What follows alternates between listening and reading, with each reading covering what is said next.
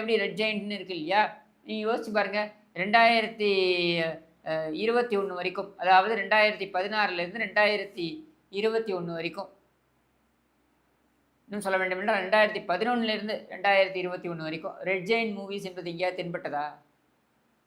இல்ல. அதுக்கு முன்னாடி 2006ல 2011 பார்த்தீங்கன்னாக்கா, குருவி போன்ற படங்களை எல்லாம் எடுத்து நம்மை டார்ச்சர் செய்வதோடு அல்லாமல், விஜயை எந்த அளவுக்கு கொடுமைப்படுத்தினார்கள் அப்படின்றதெல்லாம் நமக்கு தெரியும். ஆனா 2011க்கு அப்புறம் அப்படியே அமுக்கி வச்சுட்டான். இவன் இருக்கிற இடமே தெரியாம நடந்துக்கிட்டான். அதுவும் இந்த கார் விவகாரம் வந்தபொழுது பதுங்கி ஓடி போயிட்டான். அது இவங்க குடும்பத்துக்கே இருக்கக்கூடிய வழக்கம் தானே.